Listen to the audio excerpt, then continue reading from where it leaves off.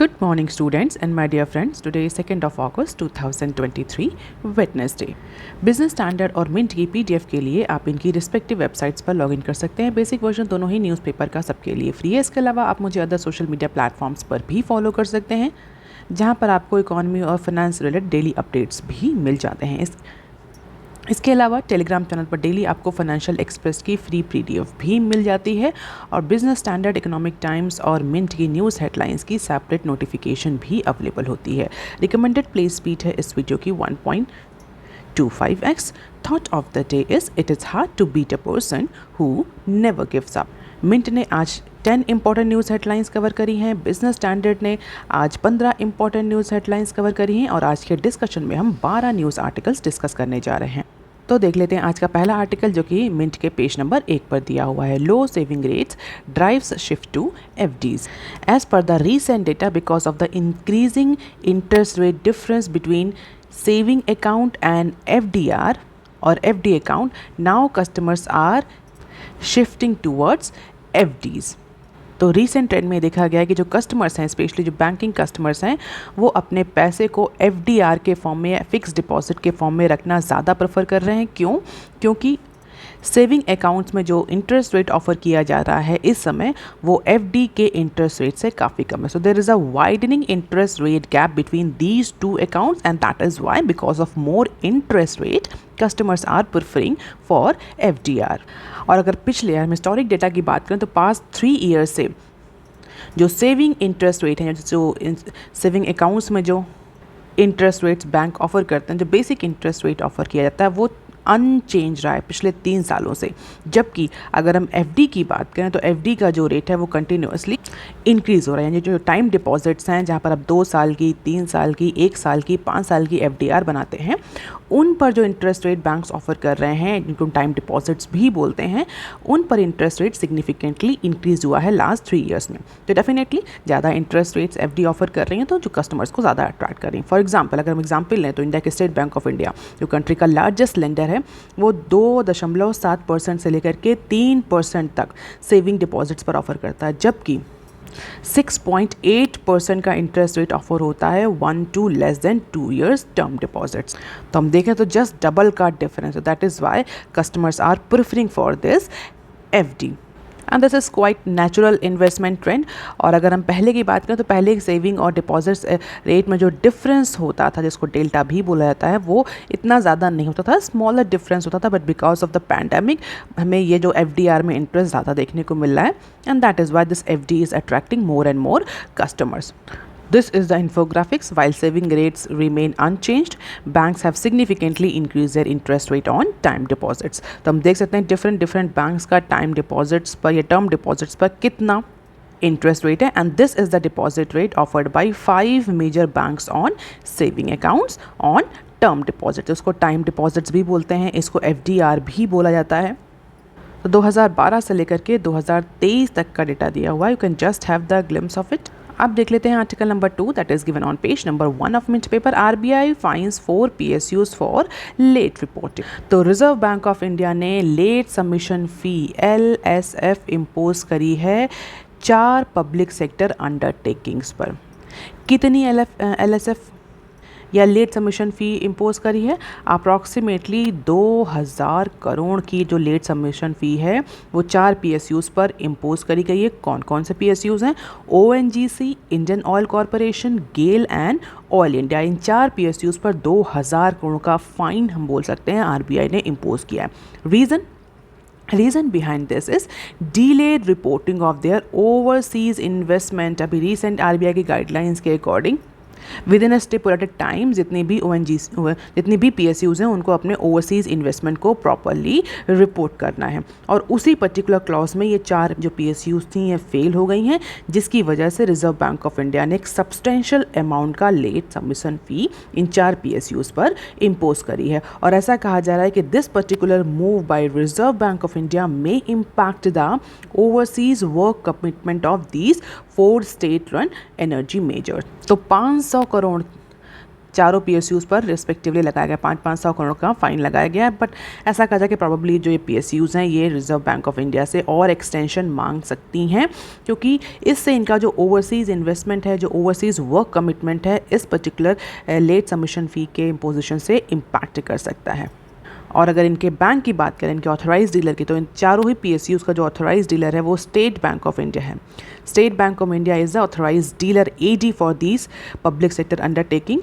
तो किसी भी तरह के फॉरेन ट्रांजेक्शन को करने के लिए स्टेट बैंक ऑफ इंडिया का मोड जो है वो ये 4 PSUs यूज़ करती हैं। तो फिलहाल के लिए ये चारों PSUs जो है अपने ऑथराइज डीलर के साथ जो है वो नेगोशिएशन में है, वर्क में है, जिससे कि जो अपने ओवरसीज़ इन्वेस्टमेंट को प्रॉपर्ली ODIs को प्रॉपर्ली और रिक्विजिट टाइमलाइन में डिस्क्लोज किया जाए। अब ऑयल मिनिस्ट्री जो है इसमें वो इन PSUs के साइड से खड़ी। ऑयल मिनिस्ट्री का ये कहना है कि ये जो भी डिस्क्लोजर और जो भी रिपोर्टिंग की रिस्पॉन्सिबिलिटी है ये PSUs की नहीं है, ये SBI ने रिपोर्टिंग लेट करी और इसकी रिस्पॉन्सिबिलिटी SBI पर जानी चाहिए। ये जो 4 PSUs हैं इन पर नहीं जानी चाहिए। तो ऑयल मिनिस्ट्री जो है वो फिलहाल के लिए इन PSUs के साथ में ही है।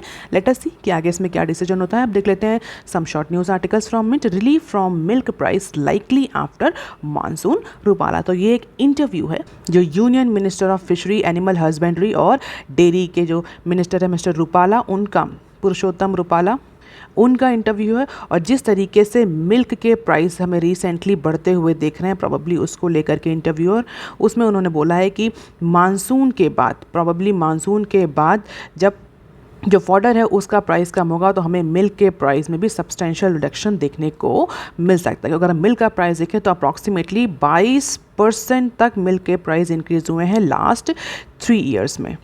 और केवल अकेले अगर हम देखें तो पिछले साल में या एक साल में 10% इंक्रीज़ देखने को मिल रहा है हमें मिल्क प्राइस में। तो मिल्क प्राइस को लेकर के जो हमारे मिनिस्टर साहब हैं उन्होंने बोला है कि प्रोबेबली मानसून के बाद हम थोड़ा सा रिलीफ जो है वो मिल्क प्राइस में एंटिसिपेट कर सकते हैं। अब देख लेते हैं next clip. Existing ACC battery units may be able to apply for PLI। तो गवर्नमेंट एक प्रपोजल को कंसीडर कर रही है। किस प्रपोजल को कंसीडर कर रही है? जहां पर जो एग्जिस्टिंग ACC यानी एडवांस केमिस्ट्री सेल जो बैटरीज हैं, जो स्टोरेज बैटरीज हैं, उनको PLI स्कीम में लेने का। हालांकि अभी प्रपोजल स्टेज में ही है। तो जो already existing advance chemistry cell battery storage projects हैं वो अपनी अनयूटिलाइज कैपेसिटी, ऐसी कैपेसिटी जिनकी अनयूटिलाइज पड़ी है, जिनके प्लांट अनयूटिलाइज पड़े हैं और वो यूटिलाइज नहीं करें क्योंकि मार्केट में डिमांड नहीं है या प्राइस या किसी अदर फैक्टर की वजह say that particular capacity is unutilise, तो ऐसे प्रोजेक्ट्स को PLI स्कीम में लाने को गवर्नमेंट कंसीडर कर रही है। और अगर ऐसा होता है तो ये जितने भी जो ACC बैटरी स्टोरेज प्रोजेक्ट्स हैं जिनके पास अनयूटिलाइज कैपेसिटी बची हुई है, ये PLI स्कीम के तहत अपना इन्वेस्टमेंट कर सकते हैं या अपनी अनयूटिलाइज कैपेसिटी को यूज़ कर सकते हैं और उससे इंसेंटिव ले सकते हैं। तो 24 जुलाई को एक मीटिंग हुई थी जहां पर इंडस्ट्री एग्जीक्यूटिव्स ने ये जो ब्राउन फील्ड प्रोजेक्ट्स हैं उनके लिए स्पेशली जो अवेलेबल ग्रीन फील्ड प्रोजेक्ट्स हैं दोनों के लिए ही PLI को एक्सटेंड करने की बात कही थी। फिलहाल के लिए अभी ये प्रपोजल स्टेज में है। अगर ये प्रपोजल या ड्राफ्ट एक्सेप्ट हो जाए तो डेफिनेटली जो एग्जिस्टिंग ACC मैन्युफैक्चरर्स हैं उनके लिए बहुत ज़्यादा फ़ायदा होगा। आप देख लेते हैं बिजनेस स्टैंडर्ड के आर्टिकल। बिजनेस स्टैंडर्ड का पहला आर्टिकल जो कि पेज नंबर 1 पर दिया हुआ है, इसके साथ ही हम पेज नंबर 4 पर दिए हुए एक आर्टिकल को भी कवर करेंगे जो कि टैक्स से ही रिलेटेड है। देख लेते हैं पहला आर्टिकल क्या है। GST mop up rises 11% to ₹1.65 trillion in July. कल के न्यूज़ में हमने डायरेक्ट टैक्स के बारे में डिस्कस किया था कि डायरेक्ट टैक्स कलेक्शन जो ITR है वो कितना फाइल हुआ है, और हमने ये भी डिस्कस किया था कि रिकॉर्ड ITR फाइल हुआ है। आज के डिस्कशन में हम इनडायरेक्ट टैक्स कलेक्शन की बात करेंगे, स्पेशली GST जो कि बहुत ही इंपॉर्टेंट इनडायरेक्ट टैक्स कलेक्शन है या इनडायरेक्ट टैक्स है। तो देख लेते हैं GST का कलेक्शन कितना हुआ है जुलाई के महीने में। तो अगर हम GST कलेक्शन की बात करें जिसको हम बोलते हैं गुड्स एंड सर्विसेज टैक्स, तो गुड्स एंड सर्विसेज टैक्स का जो रेवेन्यू है वो 11% तक इंक्रीज़ हुआ है पिछले साल के कंपैरिजन में। यानी जुलाई के मंथ में जो GST कलेक्शन हुआ है वो अप्रॉक्सीमेटली 1.65 ट्रिलियन का हुआ है, जो पिछले मंथ जुलाई के कलेक्शन से 11% ज़्यादा है as per the recently publish data. और ऐसा 5वीं बार हुआ है, 5th टाइम ऐसा हुआ है कि जब किसी महीने में GST कलेक्शन जो है वो 1.6 का मार्क क्रॉस कर रहा है। तो GST कलेक्शन ज़्यादा हो रहा है, इसका मतलब क्या है? और क्यों ये एक अच्छी न्यूज़ है इकोनॉमी के लिए? डेफिनेटली जीएसटी कलेक्शन हो रहा है तो कहीं ना कहीं इंडिकेट कर रहा है कि हमारे यहाँ विग्रस स्ट्रॉन्ग इकोनॉमिक एक्टिविटीज़ चल रही हैं। एंटी इवेजन जो प्रैक्टिसेस थी जिसमें लोग जीएसटी और टैक्स को इवेट करते थे, टैक्स पे नहीं करते थे, टैक्स चुरा लेते थे, इस तरह की जो प्रैक्टिसेस हैं वो भी कम हो रही हैं। अब कंप्लायंसेस इंक्रीज हो रहा है तो सेंट्रल और स्टेट गवर्नमेंट दोनों में ने ही जो एंटी इवेजन मेजर्स लिए थे उनका हमें इम्पैक्ट देखने को मिल रहा है। अब टैक्स इवेजन प्रैक्टिसेस कम हो रही हैं और इसके अलावा इकोनॉमिक एक्टिविटीज़ भी कंट्री में बूस्टअप हो रही हैं जिसकी वजह से जीएसटी कलेक्शन इंक्रीज़ हो रहा है। What is this GST? आप मुझे कमेंट सेक्शन में लिख करके बताइए। तो मैं बता चुकी हूँ आपको कि ये कि इनडायरेक्ट टैक्स है। तो फाइनेंशियल ईयर 24 की अगर फिगर की बात करें तो इस ड्यूरेशन में गवर्नमेंट का मंथली जो मॉपअप रहा है that is approximately 1.60 to 1.65 trillion रहा है अभी तक का। एवरेज एक अप्रॉक्सीमेट कलेक्शन की बात कही गई है। और अगर एक्सपर्ट्स इकोनॉमिक्स की बात करें, अगर उनके एंटिसिपेशन को देखें तो जो सेंट्रल जीएसटी है, जो सीजीएसटी कलेक्शन है, वो अपने टारगेट को अचीव करेगा। जो फाइनेंशियल ईयर 24 के बजट में जो टारगेट रखा गया है जीएसटी कलेक्शन का, तो सीजीएसटी स्ट्रॉन्गली उस टारगेट को अचीव करेगा अगर यही मोमेंटम कंटिन्यू रहा इकोनॉमिक ग्रोथ का। क्योंकि आगे आने वाले टाइम में फेस्टिवल सीजन स्टार्ट हो रहा है, फेस्टिवल सीजन स्टार्ट होने वाला तो डेफिनेटली बाइंग परचेजिंग बढ़ेगी, तो डेफिनेटली जीएसटी कलेक्शन भी बढ़ेगा, कस्टमर स्पेंडिंग इंक्रीज होगी, जी टैक्स कलेक्शन, रिवेन्यू कलेक्शन बढ़ेगा। तो जो एंटिसिपेशन है इकोनॉमिस्ट का और एक्सपर्ट का, उनका ये कहना है कि फिलहाल के लिए जो सेंट्रल जीएसटी को लेकर के जो रिवेन्यू टारगेट रखा गया है अप्रॉक्सीमेटली 8.1 ट्रिलियन का, वो रियलिस्टिक है और प्रोबेबली गवर्नमेंट उसको इस फाइनेंशियल ईयर में सीजीएसटी के टारगेट को तो अचीव ही करेगी। एसजीएसटी को लेकर के अभी इस तरह का कोई भी स्पेकुलेशन नहीं किया गया है। So this is the robust receipt and good news for Indian economy. GST collection in the month of July has reached 1.65 trillion fifth time. ये तो बात हो गई जीएसटी कलेक्शन की। अब इसी के साथ पेज नंबर 4 पर एक और टैक्स कलेक्शन से रिलेटेड न्यूज़ दी हुई, उसको भी डिस्कस कर लेते हैं। Corporation tax mop up slip 14%। तो क्वार्टर 1 ऑफ फाइनेंशियल ईयर 24 में जो कॉर्पोरेशन टैक्स या कॉर्पोरेट टैक्स भी इसको बोलते हैं, जो कलेक्ट हुआ है वो पिछले साल के कंपैरिजन में 14% डिक्लाइन किया। 14% का डिक्लाइन हमें कॉर्पोरेशन टैक्स मॉपअप में देखने को मिल रहा है। अप्रॉक्सीमेटली 1.38 ट्रिलियन का जो टैक्स है वो कलेक्ट हुआ है क्वार्टर 1 में, जबकि पिछले साल ये अप्रॉक्सीमेटली 1.61 ट्रिलियन का था। So despite of the economic recovery, this corporation tax mop-up has been slipped up to 14% as per the recently published data. लेकिन अगर हम इस ट्रेंड को देखें तो this decline in corporation tax mop up was in line with that in excise duty receipt. Excise duty में भी हमें यही डिक्लाइन देखने को मिला है, लेकिन it is contrast with the revenue trend concerning the personal income tax. तो पर्सनल इनकम टैक्स में तो हमें इंक्रीज़ देखने को मिल रहा है, जीएसटी में हमें इंक्रीज़ देखने को मिल रहा है, अभी हमने सब डिस्कस किया। कस्टम ड्यूटी में हमें इंक्रीज़ देखने को मिल रहा है। तो custom duty collection, GST collection, personal income tax, जो जितने कलेक्शन हम देखें तो सब में रिकॉर्ड अचीव किया है या रिकॉर्ड कलेक्शन अचीव हुआ है, लेकिन उसके बावजूद कॉर्पोरेशन टैक्स और एक्साइज ड्यूटी का कलेक्शन जो है वो डिक्रीज कर रहा है। Overall there was a 3.38% rise in total tax collection at 6.72 trillion in the first quarter of this fiscal year against 6.50 trillion in the corresponding period for financial year 20।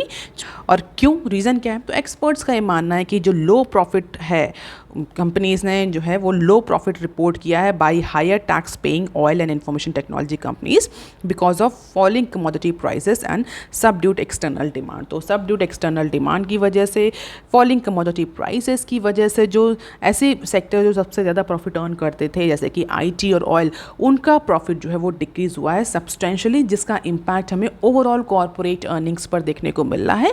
और corporate earnings अगर reduce हो तो definitely corporation tax भी decrease करेगा। अब देख लेते हैं article number 5 that is given on page number 4 of Business Standard services. Trade surplus drop to 3 quarter low in quarter 1। तो इंडिया का जो सर्विस ट्रेड सरप्लस है वो फेल कर गया है approximately $36.4 billion in the very first quarter of financial year 24। तो financial year 24 के क्वार्टर 1 का डेटा पब्लिश हुआ है सर्विस ट्रेड से रिलेटेड, जो कि most of the time India service trade में सरप्लस रहता है। तो अगर हम देखें तो इंडिया का जो सर्विस ट्रेड सरप्लस है वो $36.4 बिलियन तक फॉल कर गया है इन क्वार्टर 1, और ये पिछले 3 क्वार्टर का लोएस्ट पॉइंट है। अब ये सर्विस एक्सपोर्ट में जो ग्रोथ में हमें जो स्लो डाउन देखने को मिल रहा है, जिसमें इंडिया का एक्सेल है, हम सर्विस एक्सपोर्ट बहुत अच्छा करते हो ना, हमेशा मोस्ट ऑफ द टाइम हम सरप्लस में रहते हैं। तो ये जो सडनली हमें export growth, service export growth में स्लो डाउन देखने को मिल रहा है, ये क्यों देखने को मिल रहा है? इसका सीधा सा रीज़न है कि जो डेवलप इकोनॉमीज़ हैं, जो हमारे इंपॉर्टेंट ट्रेडिंग पार्टनर हैं in case of service export, वहाँ पर down turn, economic down turn की सिचुएशन चल रही है, जिसकी वजह से जो डिमांड है वो इम्पैक्ट कर रही है। तो जो एक्सटर्नल डिमांड है वो सबड्यूड है डेवलप इकोनॉमीज़ में, जिसका इम्पैक्ट हमारे सर्विस एक्सपोर्ट ग्रोथ में देखने को मिल रहा है। तो recently reserve Bank of India ने जो डेटा रिलीज़ किया है, उसके अकॉर्डिंग इंडिया का जो सर्विस एक्सपोर्ट है ग्रोथ है वो 6.6% तक फॉल करके $80.8 बिलियन तक पहुंच जाए। लेकिन अगर सर्विस इंपोर्ट की बात, तो सर्विस इंपोर्ट में हमें 1.4% का कॉन्ट्रैक्शन देखने को मिल रहा है। तो सर्विस इंपोर्ट जो है वो उतना कॉन्ट्रैक्ट नहीं किया है जितना कॉन्ट्रैक्शन हमें, जितना हमें लो ग्रोथ हमें अपने सर्विस एक्सपोर्ट पर देखने को मिल रही है। जबकि इससे पहले वाला जो फाइनेंशियल ईयर, फाइनेंशियल ईयर 23, उसमें इंडिया ने सर्विस एक्सपोर्ट के केस में रिकॉर्ड अचीव किया था। अप्रॉक्सीमेटली 26.6% तक शूट अप किया था इंडिया का सर्विस एक्सपोर्ट, यानी $322 बिलियन का जो मार्क है वो क्रॉस किया था। और इसकी वजह से हमारा मर्केंटाइज एक्सपोर्ट जो गैप है वो भी सब्सटेंशियली रिड्यूस हुआ था, हम बोल सकते कॉम्पनसेट हुआ था। और India rose to 7th position in ranking of service traders in 2022 as per the WTO data. लेकिन अभी फ़िलहाल के लिए Q1 में जो रिजल्ट्स आ रहे हैं that are not very enthusiastic. Probably जब डेवलप इकोनॉमीज़ में जो इकोनॉमिक डाउनटर्न की सिचुएशन आई, अगर वो इम्प्रूव करती है तो हो सकता है हमें आगे आने वाले क्वार्टर्स में इंडिया का जो सर्विस ट्रेड है वो इंक्रीज होता हुआ दिखे। So this is Q1 of financial year 23, Q2 of financial year 23, Q3, Q4 and Q1 of financial year 24। तो पिछले क्वार्टर्स का कंपैरिजन है in terms of service trade, तो कितना इंपोर्ट किया है, कितना एक्सपोर्ट किया। Blue bar indicates export, red bar indicates import. You can just have the glimpse of it. This is service. This is all about service, not mercantile. अब देख लेते हैं नेक्स्ट क्लिप जो कि इसी के ही साथ एसोसिएटेड है, पेज नंबर 4 पर ही दी हुई है। Manufacturing PMI softened to 3 months low। तो इंडिया की जो मैन्युफैक्चरिंग है, manufacturing sector, that is continue to maintain strong growth momentum at the start of third quarter amid the ongoing buoyant demand, though the PMI for this particular manufacturing sector has been fell slightly to 3 months low। तो manufacturing sector का जो PMI है वो अपने 3 महीनों के lowest point पर पहुंच गया है। अप्रॉक्सीमेटली 57.7 जो है वो PMI मैन्युफैक्चरिंग सेक्टर में जुलाई के मंथ में रजिस्टर्ड हुआ है, जबकि जून में it was 57.8 as per the private survey. तो ऑल दो मैन्युफैक्चरिंग सेक्टर स्ट्रांगली परफॉर्म कर रहा है, लेकिन अगर हम देखें अभी भी है तो एक्सपेंशन में ही। अगर आप देखें तो 50 से ऊपर है हमारा मैन्युफैक्चरिंग PMI, लेकिन पिछले 3 महीनों के कंपैरिजन को कर देंगे तो पिछले 3 महीनों का ये लोएस्ट PMI है मैन्युफैक्चरिंग सेक्टर में। Although still India's manufacturing sector continue to maintain strong growth momentum. हालांकि अभी भी एक्सपेंशन में है, so it is a good news, but लेकिन एक स्लाइट हमें डिक्रीज देखने को मिल रहा है पिछले 3 महीनों के कंपैरिजन में। अब देख लेते हैं नेक्स्ट आर्टिकल जो कि पेज नंबर 6 पर दिया हुआ है। गवर्नमेंट में block platforms after 2 data breaches. तो जो DPDP बिल जो कि बहुत टाइम से पेंडिंग है, जिससे बहुत टाइम से डिस्कशन चल रहा है, जिसको बोलते हैं digital personal data protection bill, that particular bill में प्रपोज सर्टेन न्यू क्लॉज। और यहाँ पर जो हम इस क्लॉज की बात कर रहे हैं वो ये है कि probably this DPDP bill may propose new clause to allow the government to block any digital platforms if they go for 2 instances of data breaches। तो अगर कोई भी डिजिटल प्लेटफॉर्म 2 बार डेटा प्राइवेसी से रिलेटेड या डेटा ब्रीचेस करता है, तो government के पास अथॉरिटी होगी, गवर्नमेंट के पास पावर होगी कि उस डिजिटल प्लेटफॉर्म को गवर्नमेंट ब्लॉक कर दे। तो जो parliamentary standing committee on communication and information technology की जो रिपोर्ट आई है DPDP बिल पर, उसमें एक नया बोल सकते हैं प्रपोजल ऐड किया गया है या प्रोबेबली ऐड किया जा सकता है, जहाँ पर गवर्नमेंट को ये अथॉरिटी, ये पावर दी जाएगी कि अगर डेटा ब्रीचेस होते हैं, डेटा प्राइवेसी ब्रीचेस होते हैं किसी भी डिजिटल प्लेटफॉर्म्स के थ्रू, तो गवर्नमेंट उस डिजिटल प्लेटफॉर्म को ब्लॉक कर सकती है। So report on citizen data security and privacy offered detailed response from the ministry of electronics and information technology. और इसमें ये भी बताया गया कि किस तरीके से जो इंडिविजुअल्स कस्टमर्स हैं उनके जो डेटा हैं उसको सिक्योर किया जाए, प्राइवेसी कैसे इंश्योर करी जाए। तो जो much awaited data privacy law है उसमें कई सारे डेलिब्रेशंस चल रहे हैं। मिनिस्ट्री ऑफ इलेक्ट्रॉनिक्स जो है वो उसने अपनी रिपोर्ट अलग दी है, पार्लियामेंट्री स्टैंडिंग कमेटी ने अपनी रिपोर्ट अलग दी है। और ऐसा कहा जा रहा है कि इस पर्टिकुलर ईयर में प्रॉबली गवर्नमेंट डीपी बिल जो है वो इंट्रोड्यूस कर सकती है मानसून सेशन में ही, जो कि अभी चल रहा है। तो मिनिस्ट्री इसका भी कहना है, ministry of electronics and information technology का कहना है कि जो पहले डीपी बिल जो गवर्नमेंट ने इंट्रोड्यूस किया था उसी की तरह का इसका इसेंस होना चाहिए। बहुत ज़्यादा चेंज जो है वो डीपी बिल में ना किए जाएँ, जो कि नवंबर में गवर्नमेंट ने प्रेजेंट किया था। बाद में हालांकि उसको रोल बैक कर लिया गया था और उसको डेलिब्रेशंस के लिए डाल दिया गया था। तो जो कुछ चेंजेस हुए हैं वो यही हुए कि कुछ मल्टीपल सेगमेंट्स हैं उनको ब्रेक डाउन करके और ज़्यादा सेगमेंट में कन्वर्ट कर दिया गया, तो ज़्यादा नंबर के में सेक्शंस देखने को मिलेंगे। पहले सेक्शंस कम थे तो डिटेल कर दिया गया है। फंडामेंटल राइट्स प्राइवेसी को लेकर के भी इस बिल में श्योरिटी देने की बात कही गई है। पेनाल्टीज़ जो है अप्रॉक्सीमेटली 250 करोड़ की पेनाल्टी पर इंसिडेंस जो है वो ऐड ऑन करी गई है। तो कई सारे सेफ गार्ड जो मेजर्स हैं वो लिए गए हैं पर्सनल डेटा ब्रीचेस को रोकने के लिए। एक पर्सनल डेटा प्रोटेक्शन बोर्ड भी जो है वो कॉन्स्टिट्यूट किया जा सकता है in order to decide the penalties and other cases of data breaches. तो कई सारे अरेंजमेंट किए गए हैं इस डीपी बिल में इंडिविजुअल डेटा प्राइवेसी और डेटा ब्रीचेस को रोकने के लिए। अब देख लेते हैं some key points. The bill have 44 sections from earlier draft, जहाँ पर earlier draft में 30 sections थे। तो अब थोड़ा डिटेल्ड और मोर ज़्यादा क्लैरिफाई कर दिया गया, हम कहते हैं और ज़्यादा क्लैरिफाई कर दिया गया है इस बिल को। Deemed consent clause has been removed from this new proposed bill. Alternative dispute resolution और voluntary undertakings have also been introduce in order to improve ease of doing business. Pre-existing consent to continue, but platform must notify users about their data कि कौन सा data वो collect कर रहे हैं। इसके बाद इम्पैक्ट असेसमेंट, डेटा ऑडिट जैसे जो क्लॉज हैं वो भी डाले गए हैं। तो 30 क्लॉज से बढ़ा करके 44 क्लॉज या 44 सेक्शन कर दिए गए हैं। डिटेल्ड एंड इस और मोर क्लैरिफाइड बिल होगा ये जो नया बिल, प्रॉबली गवर्नमेंट मानसून में प्रेजेंट कर सकती है।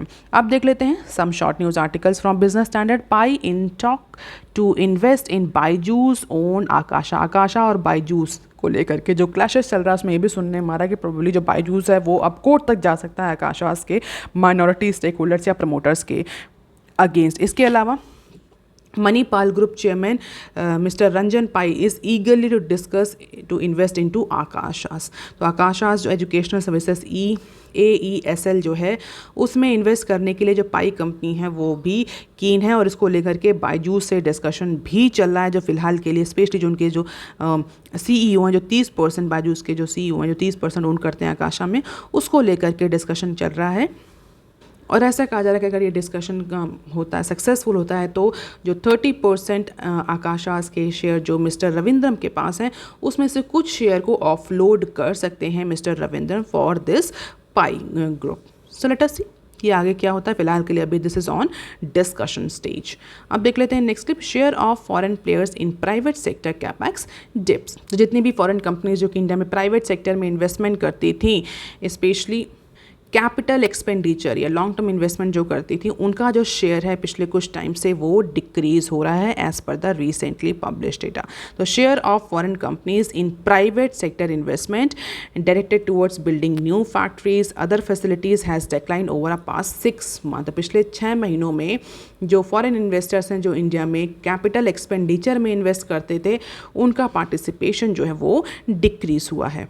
तो फिलहाल के लिए हम देखें तो लार्ज डोमेस्टिक अनाउंसमेंट और relatively lower growth in foreign capital expenditure plans have played a role in this particular trend.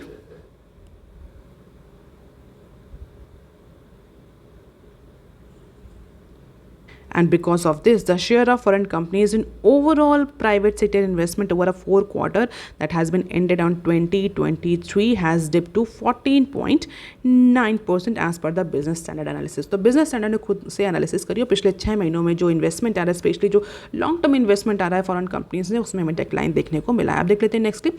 GTRI wants India to prepare exporters to deal with EU deforestation compliances। Recently EU ने CBAM deforestation से related कई सारे clause लाएं, जिसको लेकर के बहुत ज़्यादा टशल भी है। चाइना, इंडिया और साउथ अफ्रीका जैसे जो कंट्रीज़ हैं वो अपोज कर रहे हैं इस तरह के डिफॉरेस्टेशन और इन्वायरमेंटल रिलेटेड क्लॉज को। उनका ये कहना है कि उनका एक्सपोर्ट जो है वो इम्पैक्ट करेगा। तो उसी कंटेक्स्ट में ये न्यूज़ है, India should increase awareness among the exporters regarding the compliances requirement of EU's deforestation regulation rather than expecting any exemption from the trade block. तो जो ग्लोबल ट्रेड रिसर्च इनिशिएटिव है जिसको GTRI बोलते हैं, उसने इंडिया को suggest किया है कि instead of asking for any exemption on the ground of developing nation, you should make your exporters learn how to comply with the environmental law. सीधी सीधी बात करी है GTRI ने।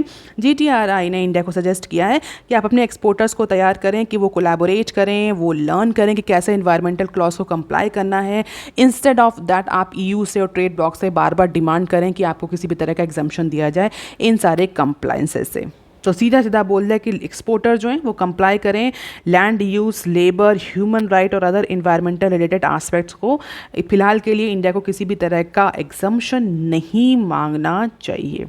So GTRI suggested that India should collaborate with other affected countries to address this issue at WTI और अपने exporters को भी तैयार करें कि वो इस तरह के जो नए लॉज हैं उनको लेकर के अपना प्रोडक्ट कंप्लायंट बनाएं। So that is all for today, students. Please like, share and subscribe. Thank you. Have a nice day.